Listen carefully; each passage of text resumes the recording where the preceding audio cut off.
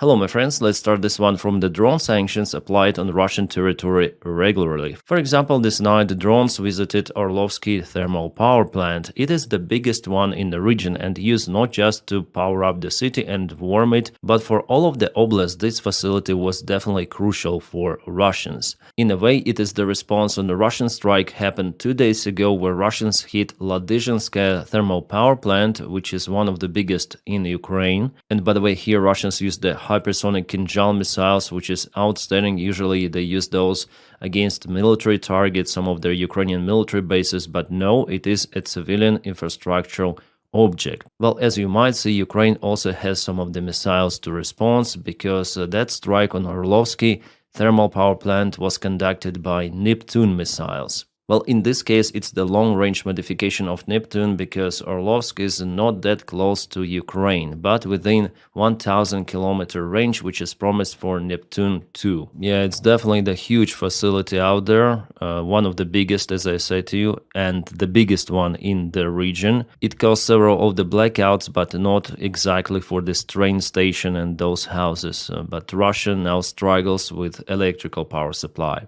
Also, kabooms were reported in Vladimir village. You see, there was the spark and immediately some CERN blackout happened in several areas. Later on, this video was shown, so it's the local substation. Ukraine targets not just Russian refineries, but also electrical power supplies, as you might see, not just for the bordering Russian regions, but a little bit behind. And one more video from the place. Before it was the small fire, but later on it sparked widely in this place, and Russia now has to seek for the spare parts to repair it. But as we understand, there are some of the issues for the spare parts for Russia to obtain. Today there was the briefing in the President's Office of Ukraine where Maluk, the head of the Ukrainian SBU, reported that Ukraine already used several of the Flamingo missiles to strike Russian facilities. Totally 9 of those missiles were used against the Russian infrastructure, but from what I understood, I'm monitoring the Ukrainian long-range strikes.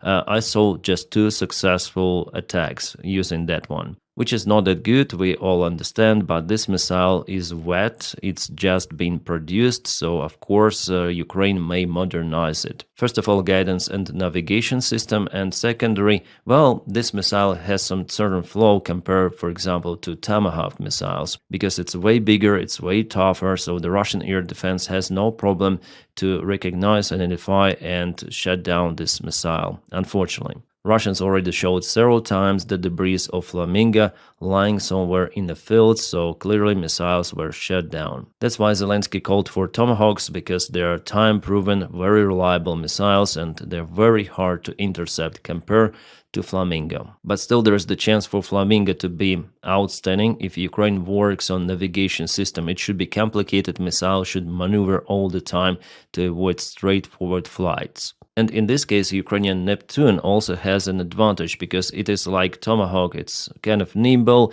it may fly for the longer distance. The only issue that Ukraine cannot produce those massively. But if you need a very swift, precise strike, I think it's better Neptune. Flamingo is just huge aviation bomb with a jet engine if you need the power, but it doesn't guarantee that the strike would be successful, as you see. At the briefing also it was mentioned that Russia lost 48% of the Panzer IS air defense systems. While judging on the videos published by Primary Drone Unit, regularly from Crimea especially, Russians definitely lose a lot of the Panzer IS. I also monitor frontline updates and drone videos which are being published in internet. Of course, I see many of the Russian raiders and Panzer IS and Buk systems were just annihilated. I hope I spell it correctly. But still Russia is capable to produce several dozens, not thousands, dozens of the Panzer IS per year, but Ukraine nails them all the time, so Russia cannot compensate the losses. At least it was said by SBU chief Maluk during the briefing. Also, Maluk at the same briefing stated that Ukraine was successful in kaputting one of the Russian Oreshnik system near the launching spot of Kapustin Yar. He mentioned some sort of the sabotage operation, but still we don't have any sort of the videos or photo confirmations published. So I just hope that we're gonna obtain those. Nevertheless, one of the highest Ukrainian officials report about it, so maybe it is definitely true. Meanwhile, Belarus dictator Lukashenko threatens the Western partners, telling that if they escalate, they together with Putin may decide to strike them with Oreshnik, which has been deployed to Belarus already. Well, at least Lukashenko said that it was deployed but not yet fully in military service. Yeah, those two dictators like to threaten everyone around, but they're just bluffing. By the way, Oreshnik was already spotted in Belarus dictator's cabinet, so here we go. This is the Oreshnik. Wow, definitely a mighty system. So overall, today in this meeting, the Ukrainian leadership concluded to continue strikes deep inside the Russian territory, and Zelensky promised even more. Plus some of the new sophisticated Ukrainian operations from SBU. Well, it's gonna be very interesting. And Zelensky clarified the operation about Oreshnik. It happened actually the last year, last summer. Then Putin started to tell about Oreshnik, and definitely there was the kaboom in Kapustin Yar, in that launching spot. Well, Ukraine takes the responsibility for that. There were some of the satellite images even shared, as far as I remember. There was the moment then Putin stopped speaking about Oreshnik missile. Well, I guess it happened because of the Ukrainian special military operation on the Russian territory. Actually, I thought that it was unsuccessful launch of some of the ICBM or some what they test out there, Sarmat missile. But no, it appears like Ukraine conducted this interesting operation. Well, in this case, I think photos or videos will not be shared because it was long time ago, the last year, but was confirmed just now. Plus, Ukrainian military reported the kaput of the Russian Buk M3 and Nebo RLS, so radar system. Both of those were kaputed in the Russian region of Rostov, which is neighboring Ukraine. Alright, now to the front lines update. We have some of the good news coming from Konstantinovka. This is the northern part of the Sumy region, so the information about Ukrainian attack was confirmed, but not yet confirmed the full liberation of this village. The fight for it continues. Well, after all, Russians don't have the other way than to retreat to their own territory because they don't have supply lines going straight to this village. All of them were cut and controlled by Ukrainian drone operators. Ukraine uses aviation for JDAM strikes on Russian territory. Here it was the Russian command headquarters, and several of the JDAMs completely ruined this Russian station. And now let's go to Kupiansk. Zelensky said that situation there is stabilized, but we see new territorial gains. Russians were spotted on the left bank of the river Oskil, where they were targeted by Ukrainian drones. Nevertheless, their groups are presented here. Yeah, I wouldn't say that the situation here is stabilized, and Ukraine will have to withdraw the forces from the left bank entirely, because Russians cut supplies.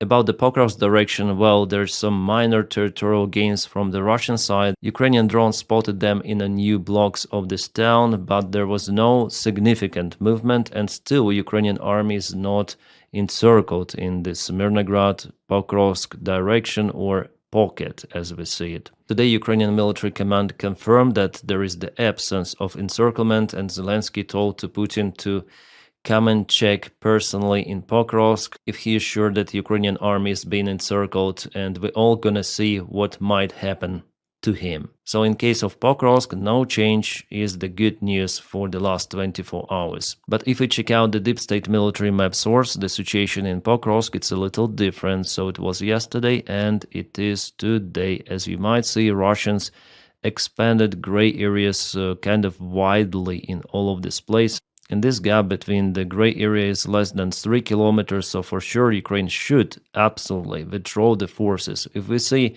the gray area expansion near Sukhy Yar, near Moskovsk, it means that Ukraine start to withdraw the forces. I think it's going to be similar to what is happening in Torys direction and Konstantinovka. You see this wide gray area, nevertheless Russia is very slow out here. So in this pocket of Pokrovsk, Mirnograd, it could be something like that. Rodensky is still under Ukrainian control. But Russians try to go here through the very difficult terrain, a thin supply line to Krasny Liman, later on to meet their group from Pokrovsk. So this is the most important direction. This one with Pokrovsk, it's already understandable, but I think Ukraine has enough reinforcements to cut this Russian attack from Rodinsk. At least it's the only variant for Ukraine to act in Pokrovsk to somehow stop or slow down the Russian movement. Simultaneously, Ukraine should absolutely start to withdraw the forces from this pocket. It's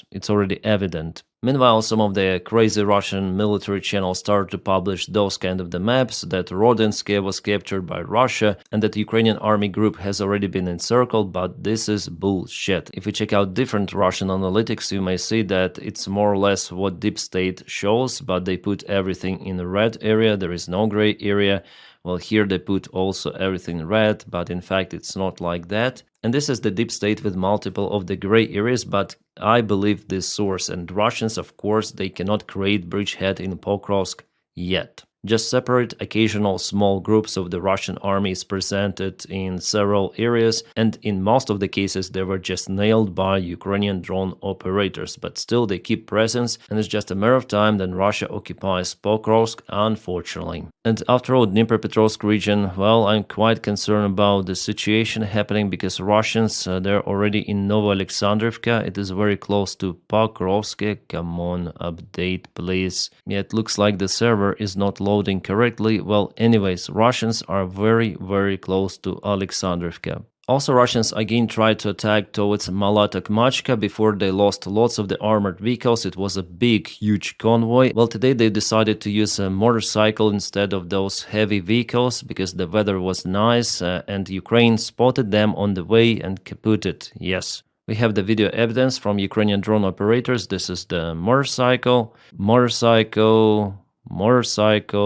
So totally 11 of the motorcycles Russia lost during a single attack, and more detailed video from the close perspective and Russian perspective of this kaboom you may find on my Telegram channel. In the video description there is the link for it. Again, there are some of the donkeys on the front lines that Russian army uses. Well, they do not use those everywhere, but still there are some of them donkeys, and sometimes they are crucially needed. Especially this time of the year, there's pretty much enough water for them to drink and they eat just grass around, still capable to carry lots of the ammunition and walk where humans can walk. So you don't need to have any sort of the fuel, any sort of the loud all-terrain vehicle, motorcycle. So actually there are multiple of the advantages in those donkeys. Yes, they are slow, but maybe it's the only disadvantage they have.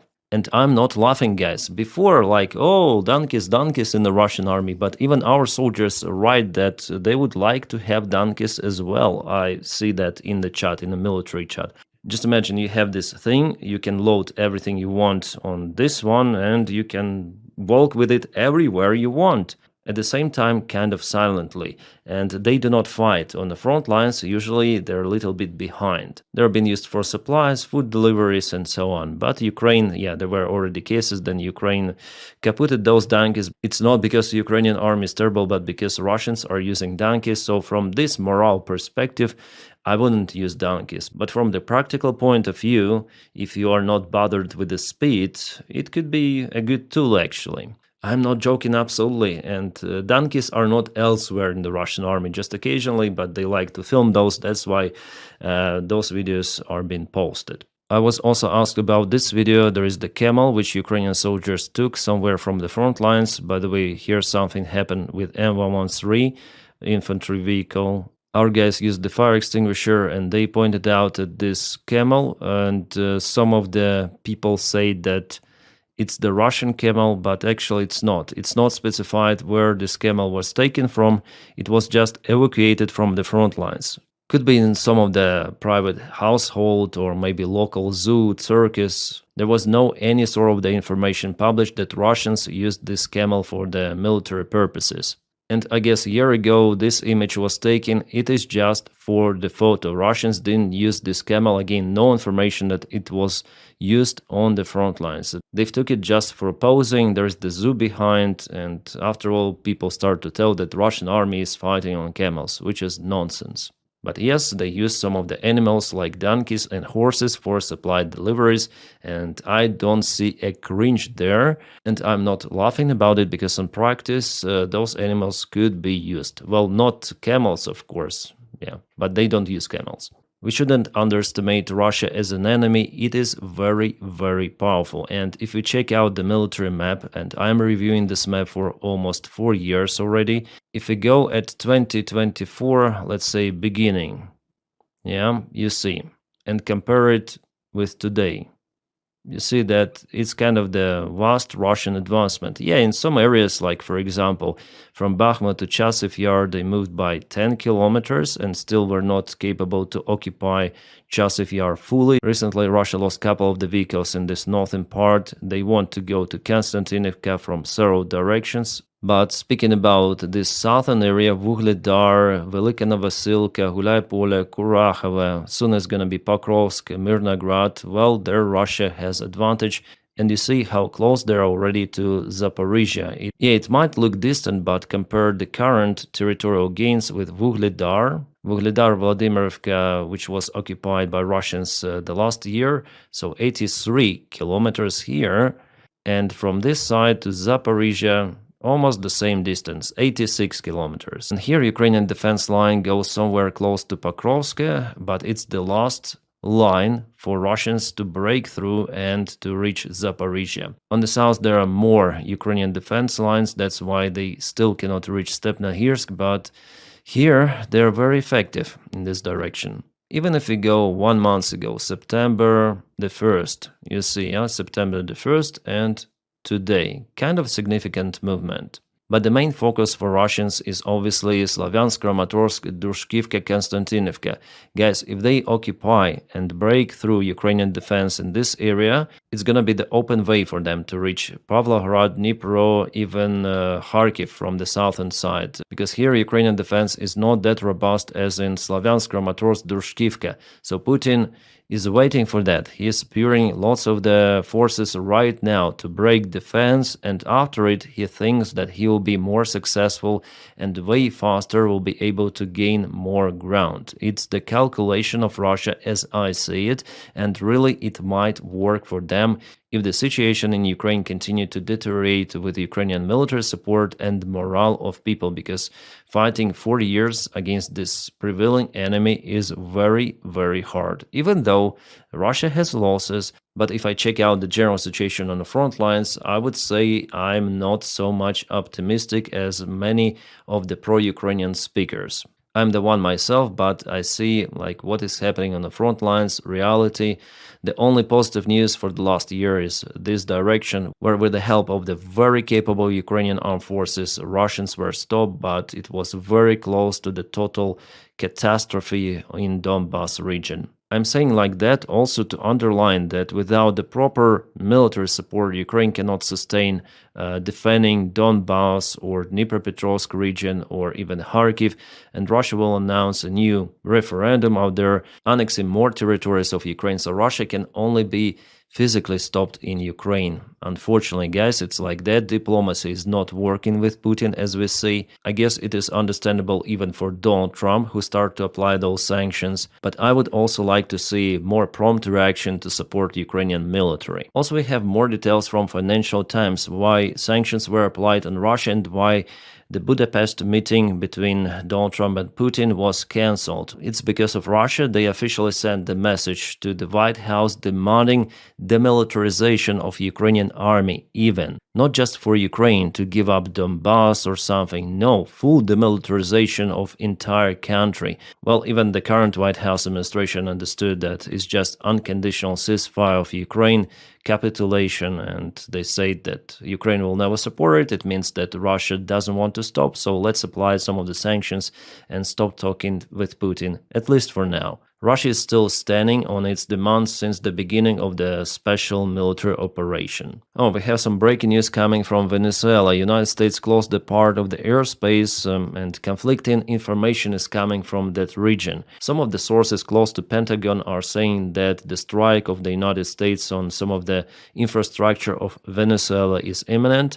Then around half an hour ago, Donald Trump reported that all of that is not real, that the United States is not planning to strike Venezuela. Nevertheless, after his speech, some areas were closed for commercial traffic. Meanwhile, Maduro asks for immediate military support from Russia. They want to obtain some of the ammunition, missiles, and so on. But something tells me that Russia needs that stuff as well. I guess Maduro should learn the history from Syria, where Russia didn't help at all, but Syria is way closer than Venezuela to Russia. Well, a few days ago, indeed, one of the Russian cargo planes, Ilyushin 76, landed in Venezuela, but as you understand, one military plane is not enough to deliver something to this army to be really capable. And more breaking news we have coming from the United States of America. So Pentagon cleared giving Ukraine long-range Tomahawk missiles, leaving final decision to Trump. The situation is pretty much similar to Venezuela case because Pentagon already aimed the key points of Venezuelan infrastructure,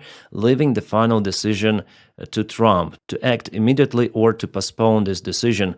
Well, if Donald Trump really releases Tomahawks for Ukraine, it's gonna be fantastic news because, as I said to you, this cruise missile is really outstanding. But of course, Ukraine needs hundreds of those, plus the ground launchers, and there is the problem with those. Well, maybe United States might test those ground launchers in Ukraine in active battle. My friends, thank you so much for your kind support on Patreon. The link for it is in the video description just below, and also on membership of the channel. You might press join button to join me here, and I promise to film more of the Patreon and membership only content, exclusive one.